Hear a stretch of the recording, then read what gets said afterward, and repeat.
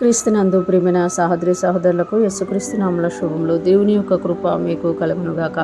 ఈరోజు దేవుడు మనకిచ్చిన మాట సామెతల గ్రంథము 13వ అధ్యాయము 7వ వచనం. ధనవంతులమని చెప్పుకొనుచు లేమిడి గలవారు కలరు, దరిద్రులమని చెప్పుకొనుచు బహుధనము గలవారు కలరు. ఈ మాటలు సొలొమోను మహారాజు తెలియజేసినట్లుగా మనం చూడగలం. సామెతల గ్రంథంలో సొలొమోను మహారాజు చెప్తున్నారు కదా, ధనవంతులమని చెప్పుకొనుచు లేమిడి గలవారు కలరు, ధనవంతులమని చెప్పుకొనుచు అంటే ధనం మాకుంది అని గొప్పలు చెప్పుకొనుచు లేమిడి గలవారు కలరు అని చెప్తున్నమాట. అంటే చాలామంది వాళ్ళకాడ ఏమీ లేకపోయినా కూడా మాకాడ ఇది ఉంది, మాకు అది ఉంది, మాకు ఇది అది అని గొప్పలు చెప్పుకుంటూ ఉంటారు అన్నమాట.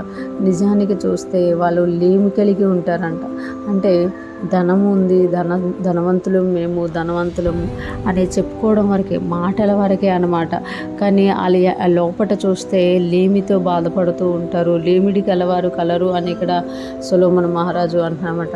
అంటే గొప్పల కోసము కొంతమంది చెప్పుకుంటూ ఉంటారు, కొంతమంది ఏమో పరువు పోతుందేమో అని చెప్పుకుంటూ ఉంటారు, కొంతమంది ఏమో అన్నీ ఉన్నాయి మాకు అని చెప్పుకోవడానికి స్టేటస్ కోసం చెప్పుకుంటారు. కానీ లోపల చూస్తే లేమి కలిగిన వారిగా ఉంటారు. కానీ ఇంకొకటట, దరిద్రులు మనం చెప్పుకోవచ్చు బహుధనము గలవారు కలరు. కొంతమంది డబ్బున్నా కూడా చెప్పుకోకుండా మేము దరిద్రులము, మాకు ఏటి లేదు, మేము లేమి కలిగి ఉన్నాము, మేము అక్కర కలిగి ఉన్నామని చెప్పుకుంటూ బహుధనము కలవారు కలరు అని అంటున్నాము.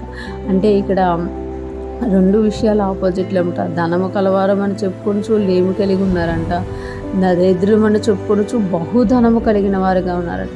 అంటే ధనము ఉన్నా కూడా అది అనుభవించకుండా పక్కకు పెట్టి మాకు ఇది లేదు అది లేదు, ఇలాంటి వారిని కూడా మనం చాలామందిని చూస్తూ ఉంటాం అన్నమాట.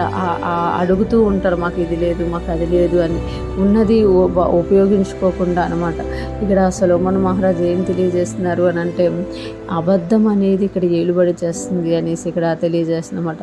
ఏమీ లేకపోయినా కూడా మాకు అది ఉంది ఇది ఉంది అని చెప్పుకొని ఒక గుంపు ఉంటే, ఇంకొకటి అన్నీ ఉండి సమస్తం ఉండి కూడా ఇంకొక గుంపు ఎలా ఉందంటే మాకు ఏమి లేదు, మాకు ఇది లేదు అది లేదని చెప్పుకుంటున్నారు అని చెప్పేటట్టుగా ఉన్నమాట. అంటే నిజము మాట్లాడలేని స్థితిగా చెప్తామట. ఈరోజు ఫ్రెష్ మనం వింటున్న ప్రతి ఒక్కరూ జ్ఞాపకం చేసుకోవాలి, మనము యథార్థంగా జీవించాలన్నమాట. గొప్పలు చెప్పుకునే వారంగా కాక, అబద్ధాలు చెప్పుకునే వారంగా కాక, యథార్థంగా జీవించాలన్నమాట. యథార్థంగా జీవించిన వాళ్ళు దేవునికి ఇష్టలన్నమాట.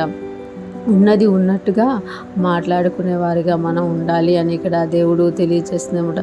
ఈరోజు ఫ్రెష్ మనం వింటున్న ప్రతి ఒక్కరము కూడా దేవుని దృష్టిలో మనము దేవుడు చూస్తున్నాడు అని మనము యథార్థంగా జీవించేవారుగా, నిజానిగా జీవించేవారుగా ఉందుముగాక.